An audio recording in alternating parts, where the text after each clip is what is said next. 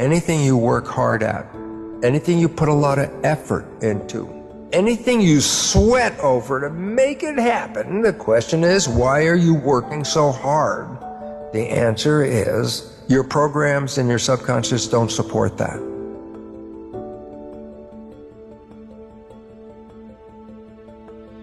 When you're thinking, that's conscious mind, creative. I'm thinking. If your conscious mind is driving the vehicle, let's say you're controlling your nervous system, controlling your behavior, you got the hands on the wheel, you're driving the car with your wishes and desires. I want to go here, I'm going to go do that. And I say, great, wishes and desires. Let's say you're walking down the street, and then all of a sudden you have a thought. The conscious mind at this moment, is it paying attention to the walking on the street, or did it go inside your head and look for the answer? That's a question. The moment the conscious mind went ahead, it's not paying attention to what's going on the outside, is it? When my conscious mind is in thought, my subconscious by default becomes autopilot. When I am thinking, my conscious mind is engaged in creative imagination. By definition, it's not paying attention, and whatever behavior I'm engaged with at that moment is now going to be run by what? Subconscious program. Autopilot. When you're thinking, autopilot, subconscious is in control. How much of the time are we thinking? The average person, 95% of the day has a thought going on, which means 95% of the behavior during that day is programmed and managed by the subconscious. Your life is not controlled by the conscious mind, which is wishes and desires. Okay? It's controlled by the subconscious, which has been programmed by observing other people. And then your life becomes an expression of their behavior. The programming of your subconscious started in the last trimester of pregnancy and was intense from year 0, 1, 2, 3, 4, 5, 6, and by 7 starts, the programming is less. So the first 7 years are programming, okay? And you say, but how do I know what the programs are? 95% of your life comes from the subconscious. Point? Your life is a printout of your subconscious programming. So you don't need to go back in your life to find out who did what to create the life that you have. All you have to do is look at the life you have, because it is an expression of your programs. The things that you like, that come into your life easily, are there because you have programs to encourage and support that. Anything you work hard at, anything you put a lot of effort into, anything you sweat over to make it happen, the question is, why are you working so hard? The answer is, your programs and your subconscious don't support that.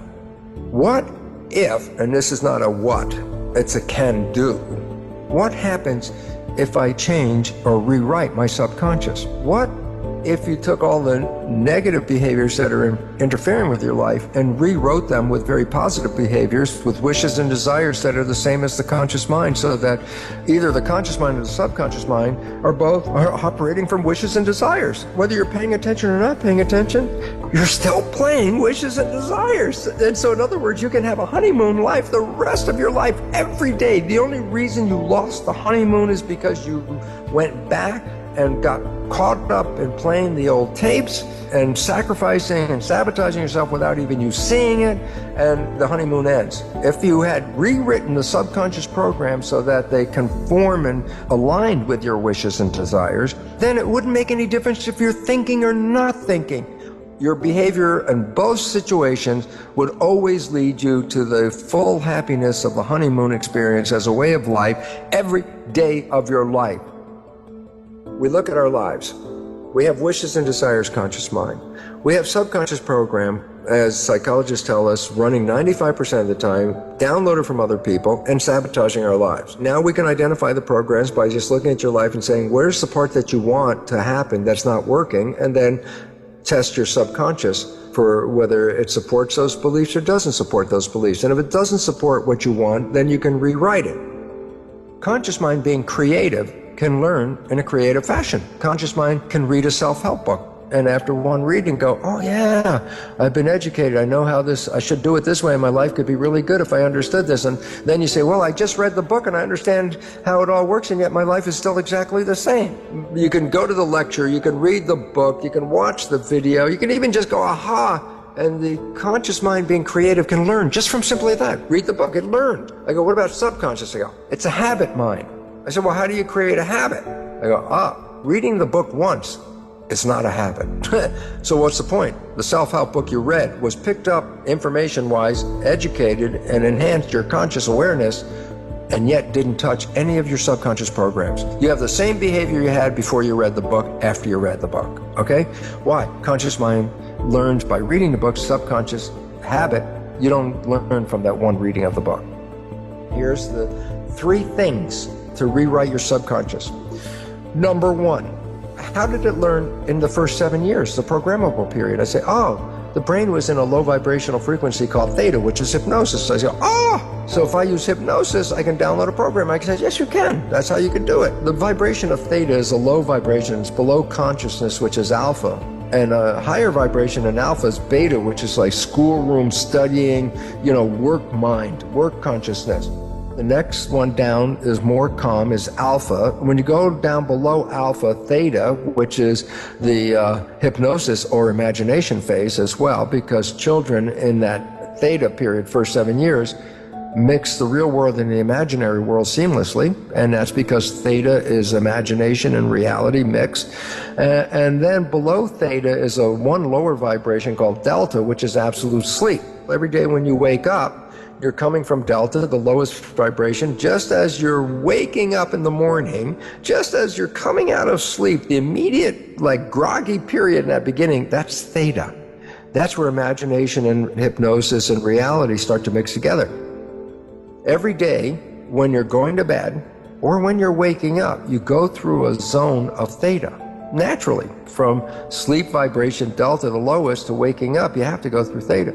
Theta is imagination. So guess what? If you put earphones on and play a program as you're going to bed, just as your conscious mind lets go and is not paying attention to the program at this point, you're really going off into sleep, theta is engaged. And what's theta doing? Taking the program and downloading it into the subconscious mind, because that's what theta does, hypnosis, bypassing the conscious mind, which just went to sleep.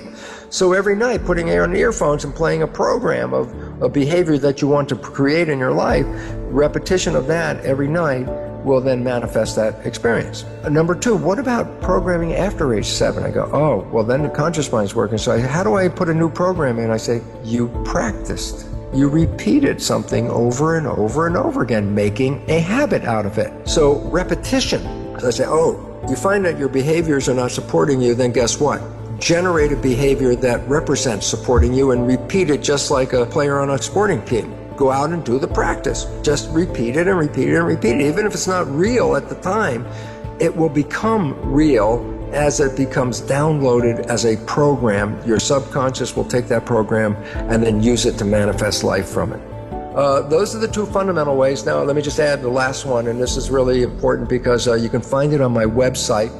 There's a whole listing of belief change modifications, and these belief change modalities all involve something called super learning. And what's relevant about them is these are practices where you can rewrite a subconscious belief in about somewhere between 5 and 10 minutes. A belief you may have had 40 years affect your life.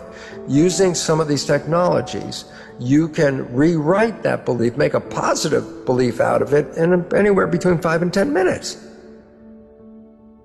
Yes, we've been programmed. The vast majority of the programs are negative and disempowering. So yes, the vast majority of people on this planet are having that negative experience as well. So the next most important thing now is to recognize, well, if I'm not getting what I want, is it because the universe is not giving it to me? And the answer is almost inevitably no. It's because your own program that's invisible, operating 95% of the day, is keeping it away from you.